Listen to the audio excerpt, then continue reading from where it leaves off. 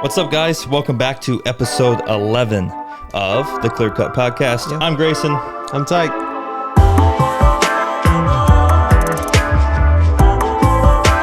That's us.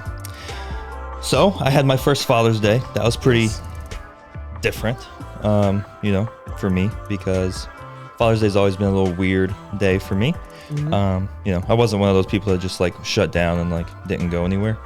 I still had father figures in my life and everything, but first time being an actual dad on Father's Day. So that was really cool. My daughter didn't get me anything, but she's 2 months, so I guess it's okay. I can understand. Yeah. You now have like 2 days out of the year where you get gifts remembered, right? You have your birthday and now yeah. and now you have Father's Day. Yeah. I was thinking presents. I'm excited for like when my daughter's like 10 and can actually get me something. And she'll spend your money to get you a present. Yeah. Whatever though, makes you feel good. Yeah. You had to preach yesterday.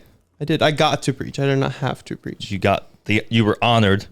Yes. To preach yesterday. I got the privilege of preaching at the young adult ministry here at Connection Point. We call it 4-1, based on Ephesians 4:1, and it was truly an honor.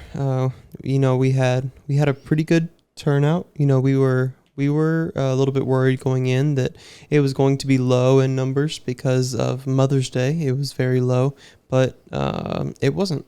Yeah, Father's Day was all right. I counted about 21 people. Awesome. Including you and, pretty much just everybody. Mm-hmm. So yeah, pretty good turnout for a holiday, you could say. Yeah. Today's going to be interesting. It is. We are going to talk about sex. Yep. SEX. Yes, as married men, we feel as if we can talk about it. You've been married for what, two and a half years? We'll go with that. You got married in February, right? Of what year? Of 2 years ago. Okay. I'm glad you know. I sang at your wedding, bro. Of course I know. Yeah. That was pretty fire wedding. Like, not to get too off topic, but that was crazy. Yeah. Yeah. That was awesome. But yeah, I've been married, I always forget because it was during COVID. So we did have to change our wedding date. So I always remember the date we had originally planned. It's like if someone asks me my anniversary, I always say like the day that we were supposed to get married and have a wedding in like Alabama. Did you guys get married in 2019 or 2020? 2020. 2019 doesn't sound right. 2020 sounds more right. So y'all have been married for... No, 2021. Okay. I was 21. I don't know. Should I text my wife? No, it's okay. Okay. I think I've been married since 2021. Just don't let her see this part. Yeah, she won't watch. Okay. But yeah, and you've been married how long? I've been married. It'll be a year and a half next month. Wow. Impressive. Good job. Yep. Well, that's easier to remember. You just had your year. Yeah, our year in January. Yeah. Okay. Anyway, so sex. Sex. A struggle that I've heard a lot, from multiple people. And I can relate to it myself some. I don't want to get too far deep into that, my personal life with that. But we've heard a lot of like struggling with your sex life in marriage. Yep. And I think I've heard something before where it's like the devil wants to get you in bed as much as possible before you're married. Yes. But once you're married, he wants to get you out of bed as much as possible, which I don't think I ever considered that in my life. Right. Like I never thought that was a thing. I just thought everything was normal. And usually when you hear things from other men or guys, it's my wife never wants to do it. It's always me, and for some people that I've been hearing lately in our age bracket, it's the opposite. Yeah. It's more the guy doesn't have the energy to do it. The guy doesn't want to. Yes. And it makes things hard and it does build tension. But yeah, I'll let you take it away off that topic. Yeah. I mean, I'll be completely honest. My wife and I, we fall into that same category of married couples where the wife wants to and the husband doesn't. So for the longest time when I was working 2 jobs at the church and in my secular job, I was pulling 60 hours a week. And so when I'd come home at 8:00 every night, sex was the last thing that was on my mind because I just wanted to rest. I wanted to spend time with my wife. Yeah. And even now, as a minister and especially as a worship pastor, there are nights where we've got rehearsals, where we've got services midweek, and even on the weekends where I'm at church or I'm working from the morning to again 8, 9 o'clock at night, and so the time for sex is not really there because I wanna spend quality time with my wife. Ask her how her day was, ask her how she is doing. But Which in my mind is something I would think a woman would want more. right. The thing is, and the problem that we run into at least is on the days where it should happen, we make ourselves busy. Right. And then it gets to that 8, 9 o'clock hour. And by that point, even if I haven't worked all day, It's bedtime. I'm still tired. I'm still exhausted. And we just kept ourselves busy throughout the day. And so, that's a conversation me and my wife have had to have, making it, being intentional about it. Because like you said, the enemy is trying so hard to get us out of bed while we're married. Because right now is when we're supposed to be having sex. We are allowed to have sex. We weren't allowed to have sex when we were dating or when we were engaged according to God's word. But man, it was easy to get there. It was easy to get to that point where It's all you thought about. It's all you wanted. It was the wrong thing, so it made it the thing you want to do. Exactly. I'll go ahead and read this verse from Hebrews 13:4. It reads, "Let marriage be held in honor among all, and let the marriage bed be undefiled, for God will judge the sexual, immoral, and adulterers within a marriage. Partners are meant to be faithful to God and each other. The sexually immoral person sins against his own body." So that touches on lust a little bit as well. And even other things kind of like pornography, right? So like just because you're not having sex with your wife, does that mean you're not doing anything? Does that make sense what I'm trying to ask? Like, does that, not saying you in general, I'm just saying to the general public, does that mean you're not watching porn either? Or does that mean you're getting that or you're getting it from somewhere else and you're just not doing it with your wife? Right. That's a whole nother discussion, obviously. It is, yeah. I mean, that's so common. I think I see it a lot. They're not having sex and they may not even be watching porn, but it's more like a softcore thing. Like it's a softcore porn, whether it's thinking about another woman or a woman thinking about another man, scrolling through social media, looking at pictures or videos of girls in half clothing. And that is worse than just not having sex with your wife. Yeah. That is committing adultery. And you're going against the covenant that you made with your wife and God to remain faithful to each other. Right? We're only to have eyes for our wife. Pastor Luther, the old pastor of it was First General Baptist, now it's Connection Point, the church that we go to and I'm on staff at. I loved what he would say about lust, and that was, if you look at a woman and think any more than, wow, she's beautiful, you're committing adultery. Yeah. Like, just for an example, because if I think about my life, like, what do I do? And it's church, home, and gym.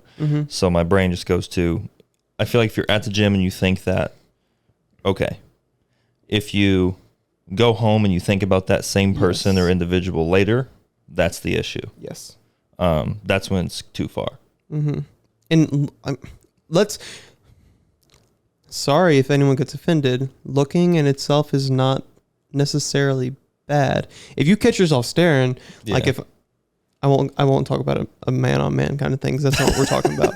But if I were to catch myself looking at the gym at this woman for a long time, now that may be pushing it. But if I just look at her, just look at her body, right? Not checking her out. If I just look, that's not a problem. But even in today's society, that is a problem, right? I think so, just because, and I'm not sitting here bashing women on this. I mean, one, I don't think some people just know better. Right. 2, it's how they're raised. 3, it's It's what people do. It's what they do now.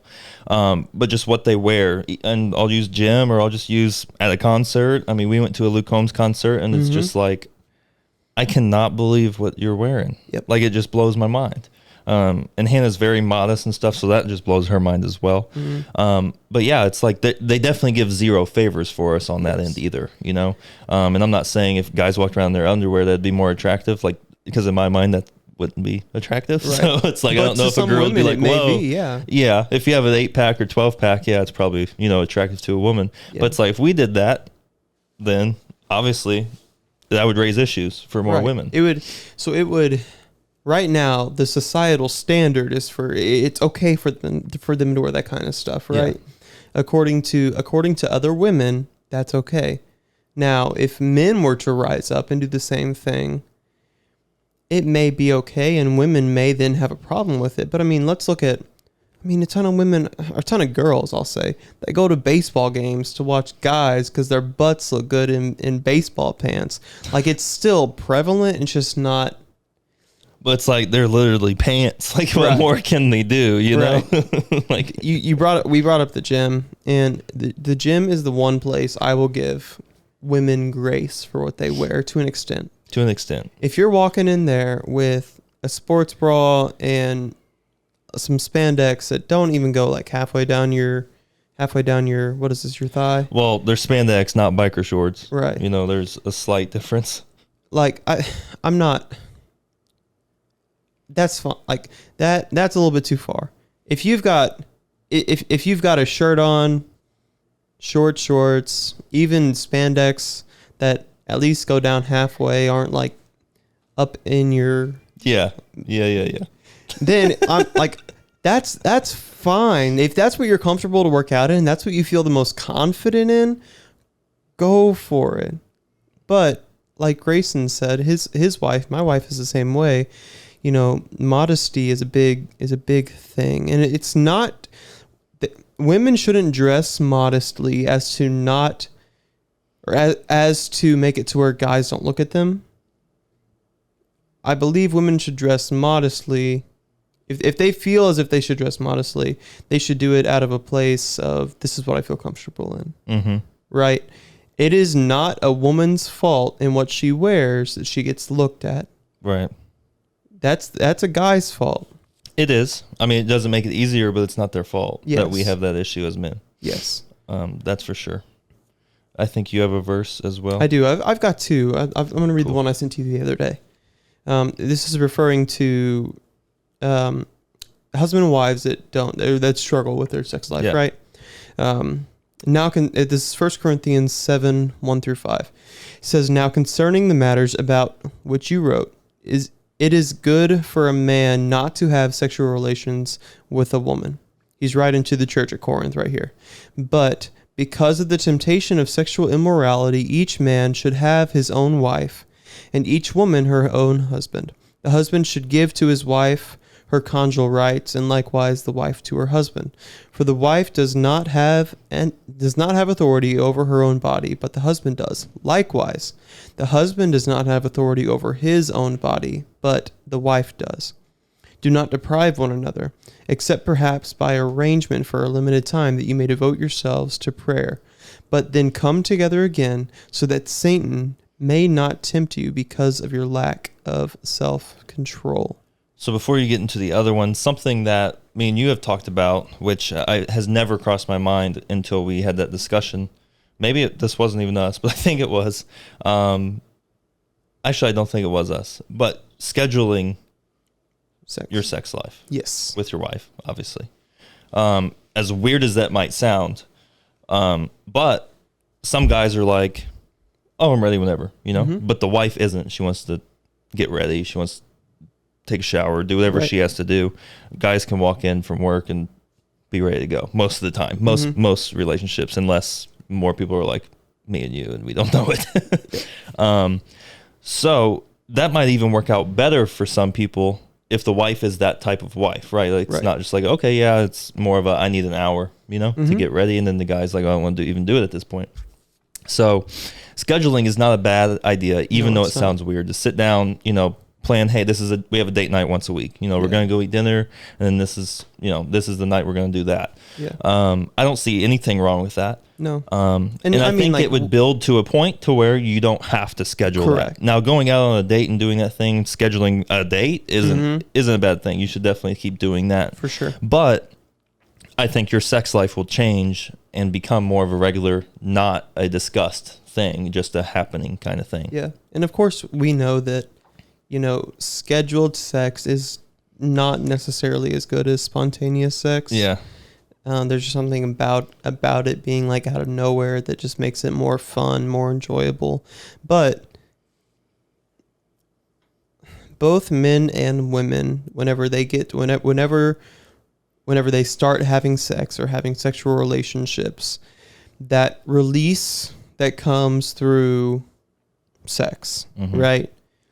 You almost need that. You need that in a way, I'm not going to go into breaking down how you can get that, but not getting it for a period of time, unless it's like the scripture said, where you're devoting yourself to prayer, is not good within the marriage, because you're depriving yourself of something. And when you have done it, when you are in a marriage and it's good to do, you're depriving yourself of something good that's going to end up leading to committing adultery. It's going to end up leading to cheating on your wife, because you're looking at other women, you're thinking about other women, or women, you're looking at other men and thinking about other men.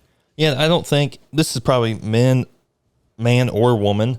Because I think for me, long story short, there's a heart issue there. I think I blame it on that sometimes. I don't know if it's necessarily what it is. I don't know if testosterone levels are lower than they are supposed to be. I planned on getting that checked at some point, but I don't know.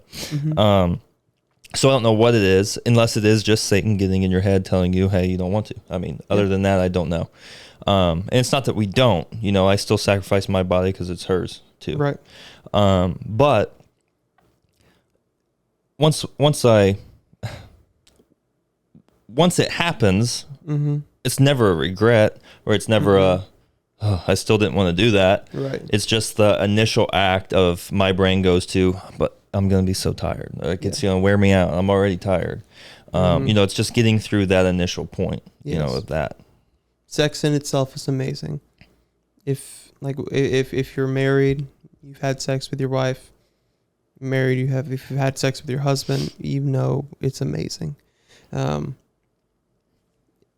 But what the world is falling into now is premarital sex. Of course, I think it's always been a thing. I think it's talked about a lot more now. Yes, it is. Hyped up. Yeah. You know what I mean?